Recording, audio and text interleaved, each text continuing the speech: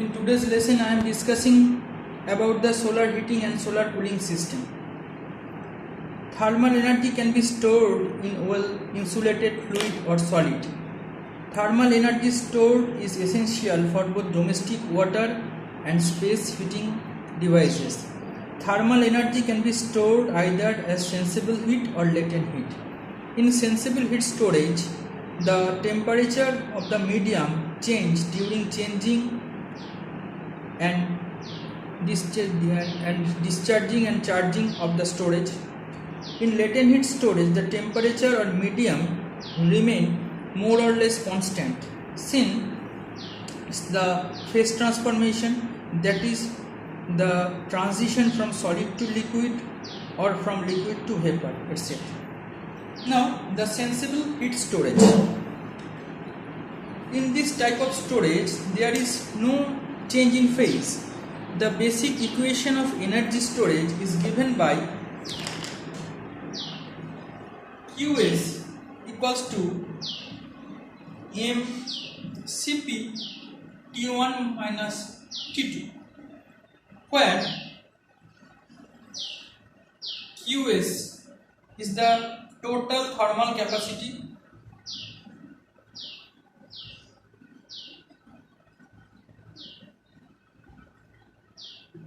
M is the mass of storage medium,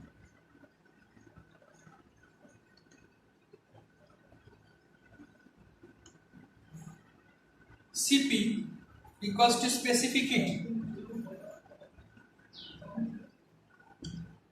T1 and T2 are the temperature at different level. Now, heat stored per unit volume is given by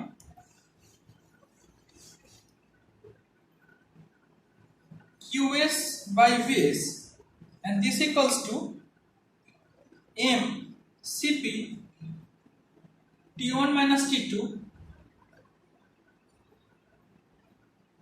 This is the value of Qs and Vs. So Qs by Vs equals to mCp into T1 minus T2 divided by Vs, or we can write rho s Cp into T1 minus T2. So m by Vs equals to rho s, that is called the volume, where Vs is the volume of the given storage container,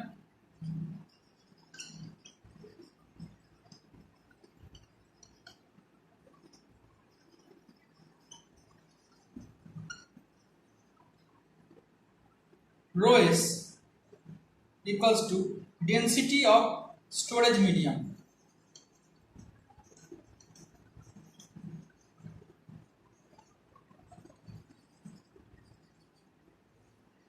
Thus, the ability of store that depends upon the product of rho s and Cp. Water is generally preferred for storing thermal energy at low temperature because of its low cost and large heat capacity. Water can also act as a transfer fluid for heating flow to the another storage medium, but temperature range is limited. Most solar water heating and spacing heating system use hot water storage tank located either side of or outside of the building and also the underground. The size of the tank used vary from a few hundred liters to a few thousand cubic meters. That is depends upon the capacity. The water storage tanks are made of variety of materials like glass, concrete, etc. The tank are insulated with glass wool, mineral wool, etc. Heat transfer oil are also used in sensible heat storage system. The temperature ranging from 100 degrees centigrade to 300 degrees centigrade. The main problem with heat transfer oil is that they tends to degrade with times. So oil is not the perfect medium for heat transfer. Water is the best medium. Now, the latent heat storage.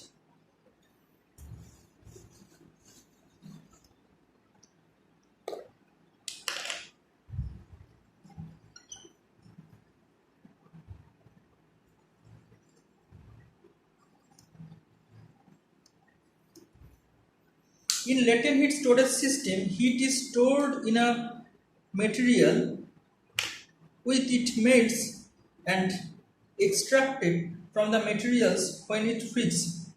The most suitable phase change materials is paraffin wax. Other materials are sodium hydroxide, ice, etc. For latent heat storage, the phase transition solid to liquid for melting, and for storage changing liquid to solid for storage discharging are most suitable.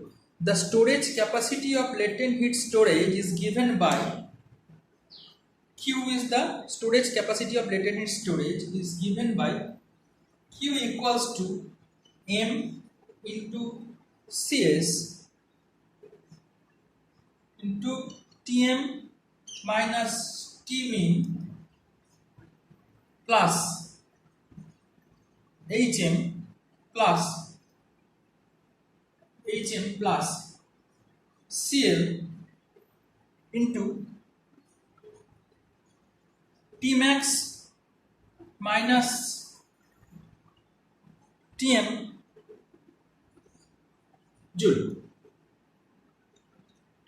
So the storage capacity of latent heat storage is given by Q equals to M into under bracket Cs into Tm minus Tmin bracket close plus Hm plus Cl into under bracket Tmax minus Tmin joule, where small m indicates the mass of phase change material PCM storage medium. Cs indicates the specific heat of PSM storage medium of solid state in joule per kg calorie. Cl is the specific heat of PCM storage medium of liquid state is indicated by joule per kg calorie. Hm is the specific melting of PCM storage medium is joule per kg. Tmax and Tmin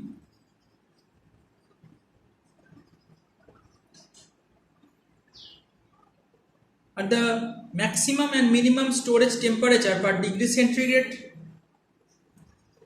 Tm equals to melting temperature of PCM storage medium degree centigrade.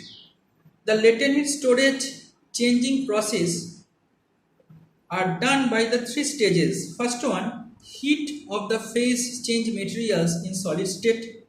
Number two, melting of phase change materials at constant temperature for phase substance or in the change of temperature for mixing composition. Number three, heating of melted PCM to the maximum temperature Tmax. The latent heat storage discharging process proceeds in the opposite direction and includes PCM cooling of the liquid state, PCM solidification and PCM cooling in the solid state. The phase change process of melting the solidification involves latent heat absorption or release. Now, that is an example related with the topic is that a thermal energy storage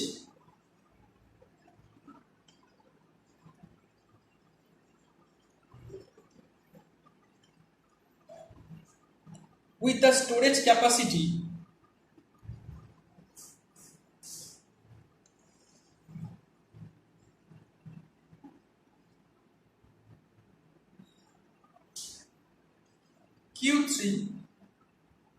QS of 300 kilowatt hour uses water as a storage medium. Water as a storage medium. The water temperature in the storage varies.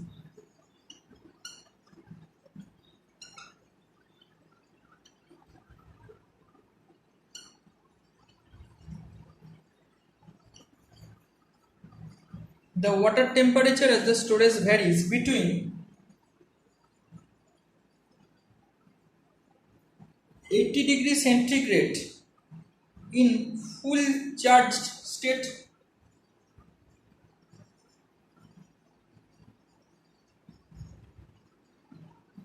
and 20 degrees centigrade in full discharge state.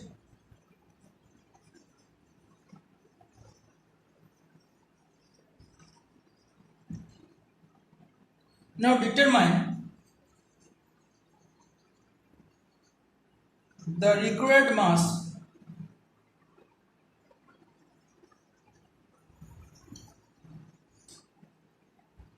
and the volume of water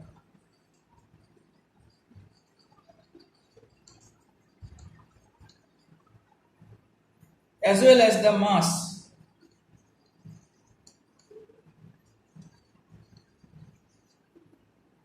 and volume related energy density of storage.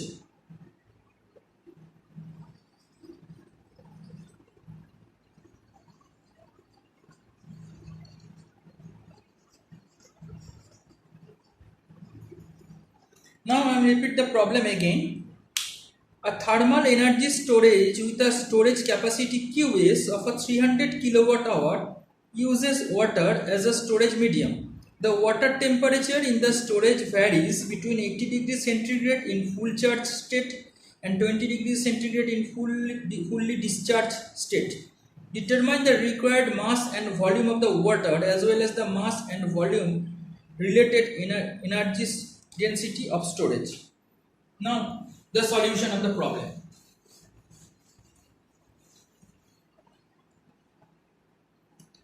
At mean temperature,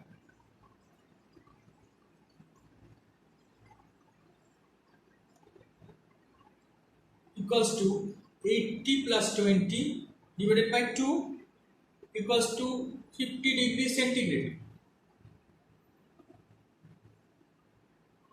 So at mid temperature is 80 plus 20 divided by 2 in 50 degrees centigrade. The specific heat and density of water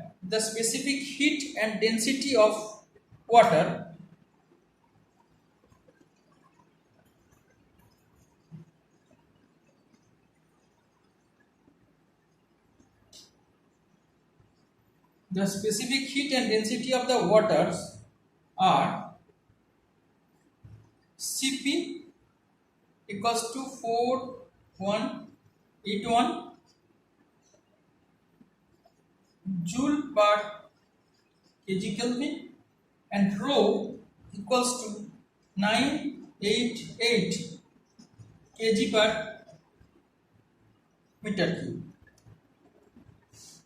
Now from the common equation we can write m equals to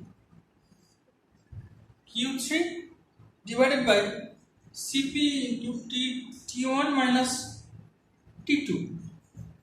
So this equals to 300 into 3600 divided by 4181. Temperature difference is 80 minus 20. So this equals to, now the solution is m equals to 4305.2 kg. So the value of m is 4305.2 kg. This is the value of m. Now the volume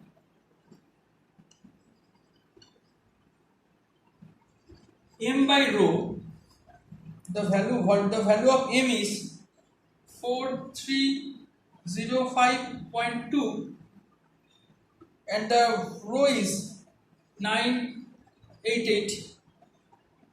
So this equals to 4.357 meter cube. Now the energy density per unit mass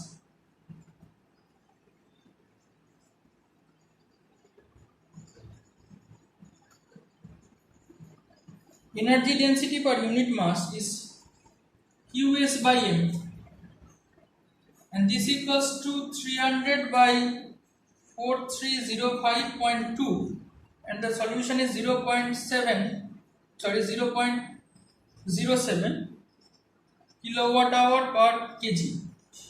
Now the formula of energy density per unit mass is Qs by M and the unit is kilowatt hour per kg, and energy density per unit volume. Now energy density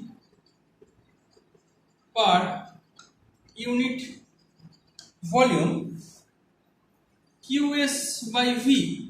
So the energy density per unit mass is Qn by M and energy density per unit volume is Qs by V, and this equals to 300 by 4.35 is the value of V, and the answer is 68.85 kWh per meter cube. So this is the answer. Now the next topic in this class is solar cooling.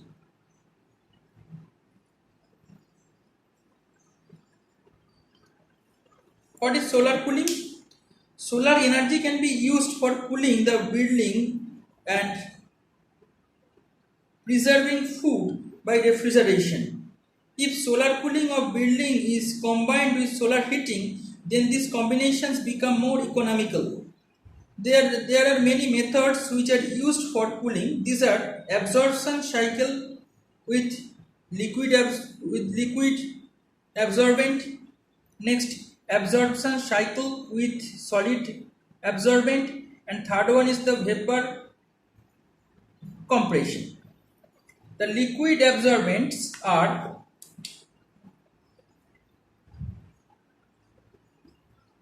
LiBr, H2O, NH3.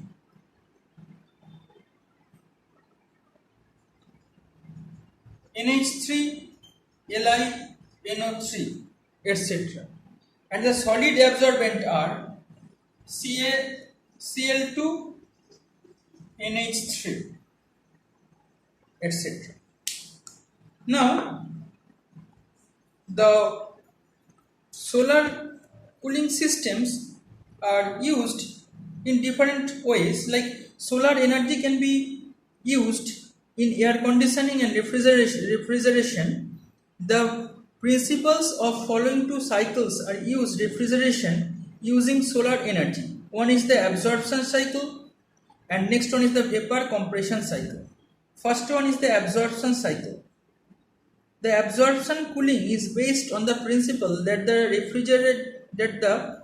refrigerant can be bound by liquid or solid solvent known as absorbent to release heat during operation, while the absorbs heat during evaporation, thus producing the cooling effect. In case of vapor compression cycle, so in this cycle, power produced by solar power conversion into mechanical power by heat pump. It used to drive the compressor of refrigerator. Compressed vapor is then condensed to a liquid, rejecting it through a expansion valve, and where gets at low pressure to produce the cooling effect. So these are two technology for the solar cooling system.